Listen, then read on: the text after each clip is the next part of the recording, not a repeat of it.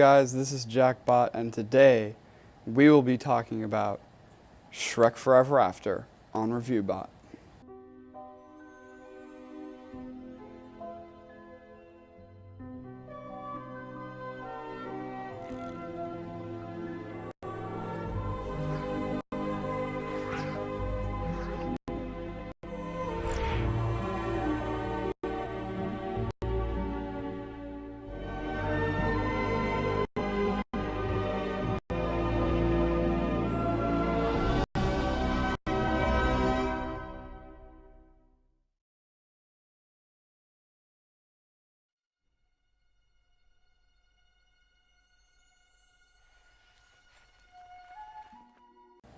Now, I haven't seen this movie in a long time, as is with the case with most of the movies I'm reviewing right now.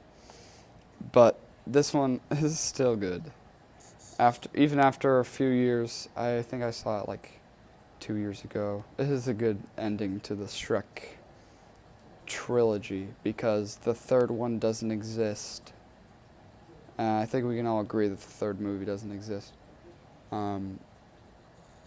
But yeah, so the fourth Shrek movie is, as Shafrillis explains, Forever After is the most underappreciated film in the entire DreamWorks pantheon. Sure, you've got your Megaminds and Eldorados and... Over the Hedge? Yeah, even Hedge. But those have dedicated fandoms and a ton of memes to their name. They are enduring cult classics to be sure. But Shrek 4? Nobody is talking about or memeing this movie. Everyone after the third one just automatically assumed that it was bad, but it's not. It's still a good movie. It's a good Shrek movie, and it's a better send-off than the third one. And so, yeah, a lot of things that I like about it. Pretty much everything, actually. I don't think there's one thing in the entire movie. Some of the jokes didn't quite land, but I liked everything about the movie. I liked the voice acting. The voice acting is very good. The emotion. Shrek freaking cries in this movie. The big green ogre guy loses his entire life pretty much because he was technically never born. And he starts thinking about his daughter, and he pulls out her little like squeaky toy thing, and he starts crying. And even Donkey's like,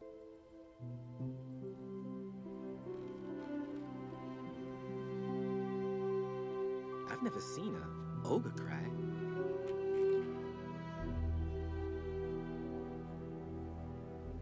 but yeah, Shrek cries, and that just makes that Shrek crying would make any fully grown man just like start bawling because it is sad.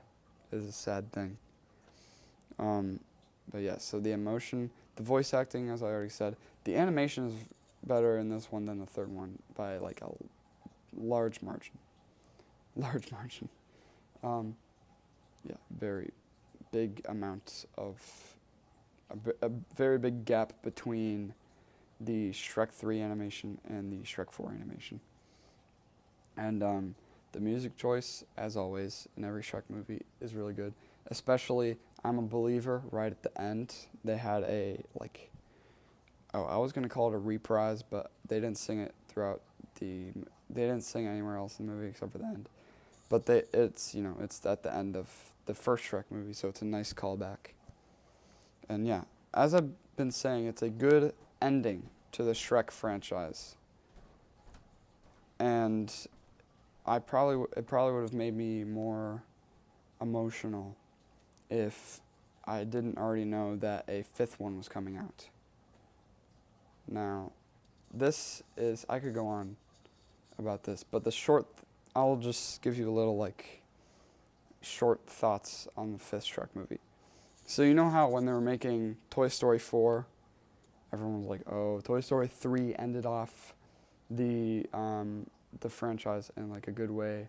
Andy's leaving, they're with the new owner, and the clouds appear in the sky, and yeah, everyone's happy ending. But then everyone was like, oh, they're making a Toy Story 4? Nah, it's gonna ruin the ending. But then, you know, if you saw Toy Story 4, you know. You see Toy Story 4 and you're like, okay, yeah, it's still a good ending. Even though they didn't mess it up. It's a good ending. Because if you don't know already, spoilers, I guess, for Toy Story 4, click off right now if you haven't seen it. Woody and Buzz split off. And Woody goes on with Bo Peep, and Buzz goes off with the rest of the gang. And they all live happily ever after, to infinity and beyond. So it's still a good send-off. And now they can't really make any more Toy Story movies because you can't... If you have Woody and Buzz coming back together, it's just going to defeat the purpose of the fourth one. So just don't make another Toy Story movie. It's fine. A quadrilogy is where it should stop.